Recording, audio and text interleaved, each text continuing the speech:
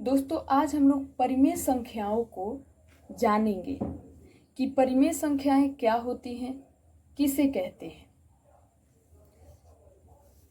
यहाँ पर 3 नियम लिखा गया है, 1, 2, 3, जिसे आप लोग देख सकते हैं।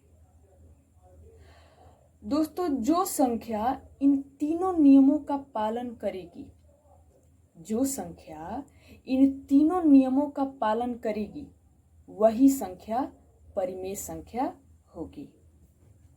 लेकिन सबसे पहले हम लोग इन तीनों नियमों को समझेंगे। पहला नियम है संख्याएं p बटा q के रूप में होना चाहिए। संख्याएं किस रूप में होना चाहिए दोस्तों? p बटा q के रूप में, जहां p अंश है और q हर है।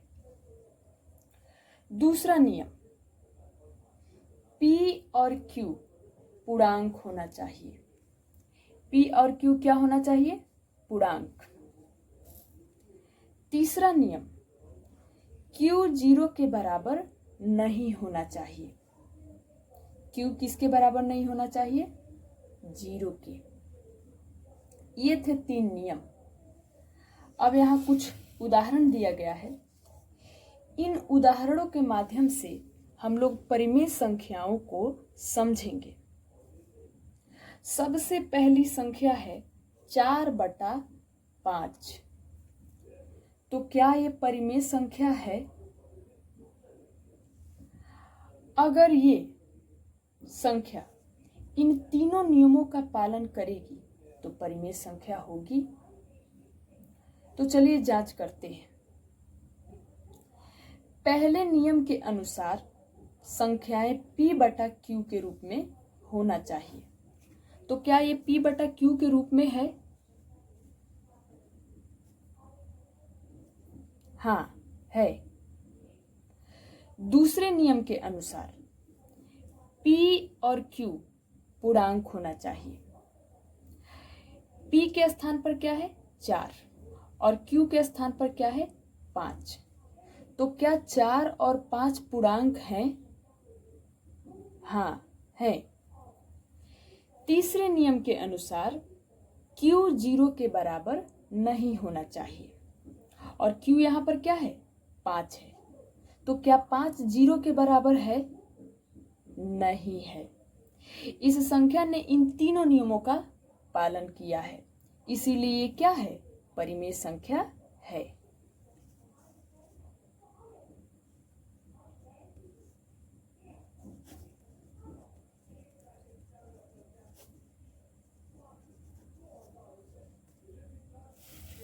दूसरी संख्या -1 बटा 6। तो क्या ये संख्या परिमेय संख्या है? अगर ये भी इन तीनों नियमों का पालन करेगी तो परिमेय संख्या होगी। चलिए इसे भी जांचते हैं। पहले नियम के अनुसार संख्याएं p बटा q के रूप में होना चाहिए। तो क्या ये p बटा q के रूप में है? हाँ, है। दूसरे नियम के अनुसार p और q पूर्णांक होना चाहिए। p यहाँ पर क्या है? -1 और q क्या है? 6। तो क्या -1 और 6 पूर्णांक हैं? हाँ, है।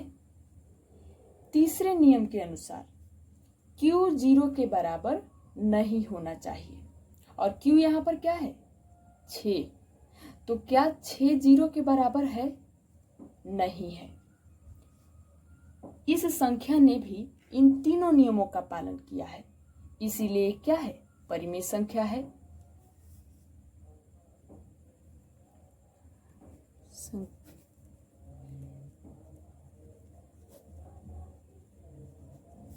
अगली संख्या 0 बटा 8। क्या ये परिमेय संख्या है? अगर ये भी इन तीनों नियमों का पालन करेगी तो परिमेय संख्या होगी। चलिए जांचते हैं।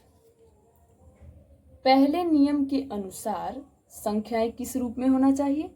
P बटा Q के रूप में। हाँ, P बटा Q के रूप में है। दूसरे नियम के अनुसार P और Q पूर्णांक होना चाहिए। P क्या है? 0 है और Q क्या है? 8। तो क्या 0 और 8 पूर्णांक हैं? हाँ, हैं। तीसरे नियम के अनुसार Q 0 के बराबर नहीं होना चाहिए और Q क्या है? 8 है। तो क्या 8 0 के बराबर है? नहीं है। इसलिए ये संख्या भी क्या है? परिमेय संख्या है।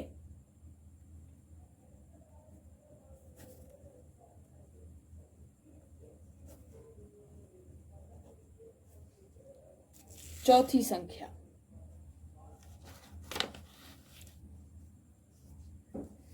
7 बटा 0। ध्यान से देखिएगा इसे।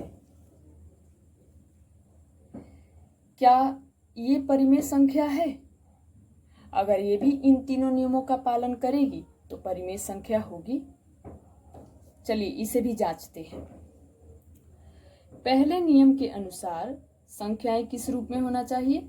P बटा Q के रूप में। हाँ, P बटा Q के रूप में तो है। दूसरे नियम के अनुसार P और Q पूर्णांक होना चाहिए। P क्या है? 7 और Q क्या है?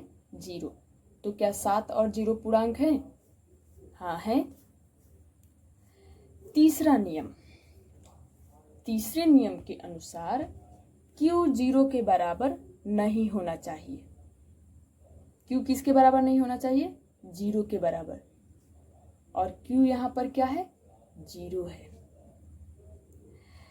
तो इस संख्या ने तीसरे नियम का पालन नहीं किया है, इसीलिए संख्या परिमेय संख्या नहीं है।